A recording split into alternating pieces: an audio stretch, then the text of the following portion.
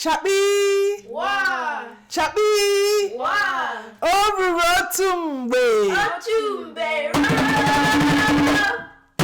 The title of our story today is The Wicked Stepmother. Ike was a teenage boy whose mother had died. After some time, his polygamous father also died. It now became the responsibility of Olako, the father's surviving wife, to take care of Ike. Olako was mean to Ike and hardly gave him food to eat. She made Ike do all the menial jobs in the house, and Ike was not even allowed to play with Olako's children. One day, Olako went to the market and bought a fruit called Udara, also known as star apple. She bought the delicious species called Nwannu. Olako ate this fruit with her 4 children and threw away the seeds. She did not give any Udara Nwannu to Ike. The following day, Ike saw the seeds of the Udara and took one of the seeds and planted it on his mother's grave. After planting the Udara Nwannu seed, Ike sat on his mother's grave and began to sing.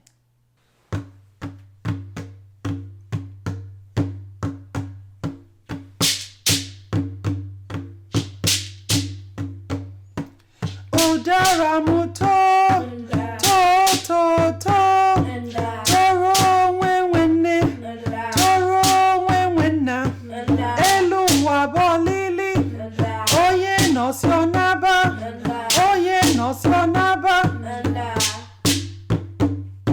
My Udara grow, grow, grow, grow, grow for the orphan, grow for the poor boy. This was a journey. We all have a role. We all have a role.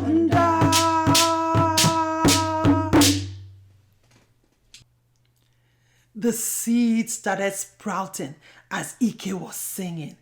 He was surprised and he was pleased with the sight of the tender Udara shoot, and he continued to sing and sing and sing.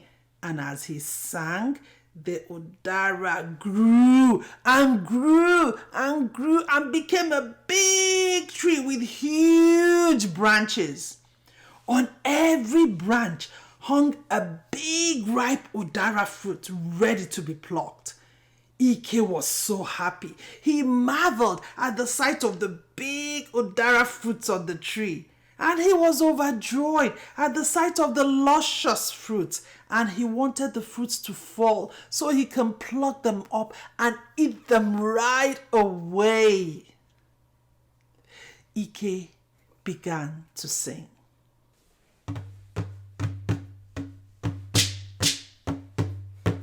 Udara muda, da da da, dara wewene, dara wewena, elu wabolili, oye nosionaba, oye nosionaba. My Udara fall, fall, fall, fall, fall for the orphan, fall for the poor boy. This life's a journey. We all have a role. We all have a role.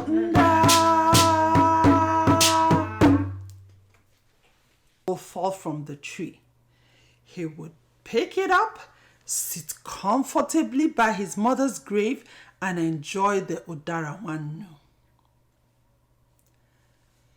Olako and her children watched Ike eat the Udara, and they longed for some, but they were too proud to ask Ike to give them some Udara. One day, Ike went to visit his mother's family. Olako called together her children and asked them to go to the foot of the Udara tree and sing the last stanza of Ike's song. Her children could not remember the words of the song, And they started mumbling and jumbling the words together. Odara to, odara da, odara cha, cha, cha, odara cha, odara da, odara grow, odara ripen, nda, mechuno. Olako shouted at them, "Shut up your mouth! That is not the song. You should have learned to sing this song the way Ike sings it so that we can get Odara to eat." She was so upset with them. Useless children, she called them. She then called her oldest son, Ezenwa. "Ezenwa, my son, come. Come and climb this tree and go and pluck some Udara fruits for us instead." Ezenwa climbed the tree. And as he was about to pluck some fruits, Ike returned. Ike was shocked to see Ezenwa on top of the Udara tree. He was so angry. And in that great anger and with a quick tempo, he began to sing.